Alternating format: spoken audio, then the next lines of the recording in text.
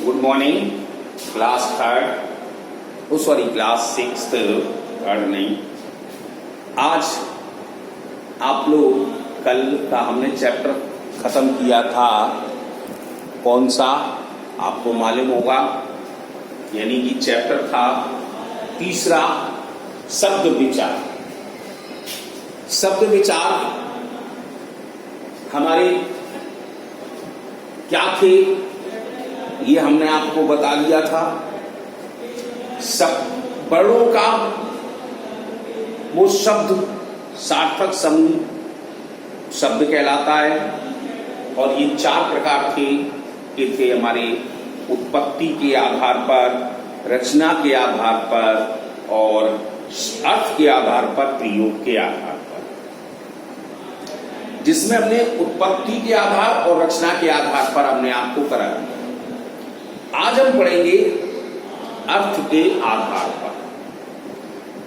तो अर्थ के आधार पर दो प्रकार के होते हैं, सार्थक शब्द और निरर्थक शब्द। सार्थक शब्द क्या है, निरर्थक शब्द क्या है, ये चीज आप जान लीजिए। सार्थक शब्द वह होते हैं जिन शब्दों को कोई एक निश्चित अर्थ होता है, कोई निश्चित अर्थ। जैसे हमने कह दिया लोटा, तो निश्चित अर्थ हो गया, लोटा हो गया। रोटी निश्चित हो गया, चाय एक निश्चित हो गया। तो ऐसे शब्द हमारे सार्थक शब्द कहलाते हैं। अब जिन शब्दों का कोई अर्थ ना हो, कोई अर्थ ना हो, तो वो निरर्थक शब्द कहलाते हैं। अब जैसे हमने कहा था लोटा, इधर कर दिया बोटा। रोटी रोटी, चाय बाय, चाय था उधर, इधर कर दिया बाय। मतलब बाय का मतलब ये नहीं हेलो कर दिया, मतलब नहीं, एक जो कि अर्थ ना निकले। अब जैसे टोरी है, रोटी थी, रोटी को हमने टोरी कर दिया, इसका कोई अर्थ ही नहीं। बंदर था, हमने उठा के दंबर कर दिया, इसका कोई अर्थ ही नहीं। तो ऐसे शब्द जो अर्थ ना निकाले वो निरर्थक, और जो अर्थ निकाले वो सार्थक। अब हम किताब के अकॉर्डिंग चलते हैं। जिन शब्दों का कोई निश्चित अर्थ होता है सार्थक शब्द कहलाते हैं, जैसे चित्र, ताजमहल, पुस्तक, शेर। अब इनमें सार्थक शब्द भी कौन कौन से प्रकार के होते हैं, तो ये 6 भेद होते हैं इनके अंदर। एकार्थी, अनेकार्थी, पर्यायवाची, विलोम, श्रुत सम भिन्नार्थक और अनेक शब्दों के लिए एक शब्द। ये सार्थक शब्द होते हैं। मतलब एकार्थी होते हैं जिसका एक अर्थ निकलता हो, अनेकार्थी जिसके और भी अनेक अर्थ निकलते हैं, तो हम उनको पढ़ते हैं। तो एकार्थी शब्द वे शब्द जिनका एक ही अर्थ होता है, ये शब्द जिनका एक ही अर्थ होता है वह एकार्थी शब्द कहलाते हैं। जैसे आभूषण है, तो आभूषण का मतलब होता है गहना। अब गहने में क्या आएगा, हार आएगा, कुंडल आएगा, चूड़ी आएगी, ये गहने ही हुए। कथा, कथा को कह दिया कहानी। चंद्रमा को चांद कह दिया, तो ये एकार्थी शब्द हो गए। अनेकार्थी शब्द क्या है, जिन शब्दों के एक से अधिक अर्थ निकलते हो वो अनेकार्थी कहलाते हैं। जैसे कनक, कनक मीन सोना और कनक मीन धतूरा।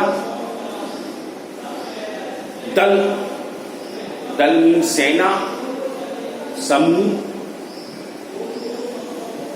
पत्ता, ये भी हमारे तो मीन्स हम अनेकार्थी भी चले जिन शब्दों के अनेक अर्थ हैं। अब पर्यायवाची तो आप पढ़ते ही, सिनोनिम्स इंग्लिश में पढ़ते हैं, वे शब्द जो एक दूसरे के समान अर्थ प्रकट करते हैं।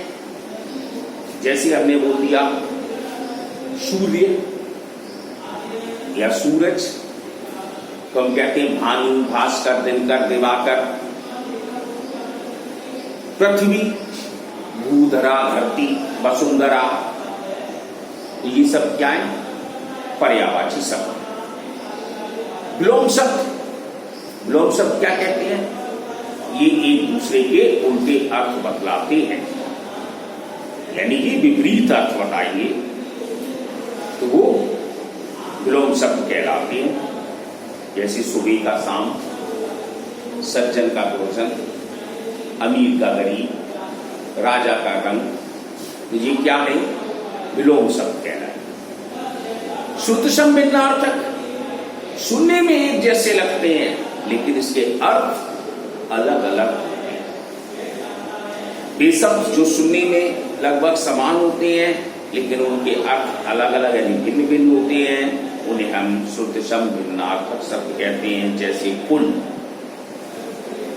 पुल का मतलब होता वंश और कूल, ठंडा। किनारा आ गया, तो ये क्या है? सुनने में एक जैसे हैं लेकिन अर्थ अलग है। अब अनेक शब्दों के लिए एक शब्द लिखना। अनेक शब्दों में क्या होते हैं? वो वे शब्द जो अनेक शब्दों के स्थान पर प्रयोग किए जाते हैं। जैसे दूर की सोचने वाला, दूरदर्शी। सदा सत्य बोलने वाला, सत्यवादी। ईश्वर पर विश्वास रखने वाला, आस्तिक। कक्षा में साथ पढ़ने वाला, सहपाठी। तो ये क्या हो गए? अनेक शब्द के लिए एक शब्द का उपयोग किया गया, तो वो हमारी क्या हो गए? अनेक शब्दों के लिए एक शब्द का प्रयोग करते हैं, तो उन्हें हम अनेक शब्दों से एक शब्द बना दें, तो वो हमारे कौन से? सार्थक शब्द बन जाते हैं। अब निरर्थक क्या था? निरर्थक में जिन शब्दों का अर्थ नहीं होता है वह हमारे निरर्थक शब्द कहलाते हैं। जैसे मकल है, अब कमल को कमल, अब उसमें कर दिया मकल, अब इसका कोई अर्थ ही नहीं है। बाना कर दिया, है ना? तो ऐसे शब्द हमारी अनेक निरर्थक होते हैं। अब आते हैं प्रयोग के आधार पर। प्रयोग के आधार पर भी शब्द दो प्रकार के होते हैं, विकारी शब्द और अविकारी शब्द। विकारी क्या है? वे शब्द जिनका रूप, लिंग, वचन, कारक और काल के कारण बदल जाता है, उन्हें हम विकारी शब्द कहते हैं। ये चार प्रकार के होते हैं: संज्ञा, सर्वनाम, विशेषण और क्रिया। ये चार। ऐसे ही अपकारी शब्द, वे शब्द जिनका रूप, लिंग, वचन, कारक और काल के कारण कोई भी बदलाव नहीं होता है, उन्हें हम अपकारी शब्द कहते हैं। तो ये भी चार प्रकार के होते हैं: क्रिया विशेषण, संबंध बोधक, समुच्चय बोधक और विस्मयाद बोधक। तो ये चीज इस चैप्टर में दी गई थी। हमने आपको कहा था कि इनको आप पढ़िएगा। हो सकता है सोमवार से हम आपका टाइम बदल दें, 1 घंटे आप हमसे जुड़ेंगे और 2 सब्जेक्ट पढ़ाएंगे हम 1 ही घंटे के अंदर। तो वो टाइम टेबल पहुंच जाएगा आपको, कितने बजे को जुड़ना है, कितने बजे पहुंचना है।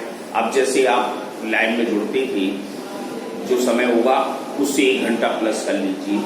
तो उस तरह से हम सोच रहे हैं अब आपको जो सब्जेक्ट यहाँ पर ऑफलाइन पढ़ाया है, मतलब ये ऑनलाइन में भेज रहे हैं तब पढ़ाया है, अब वो ना पढ़ा के डायरेक्ट लाइव में पढ़ाएं।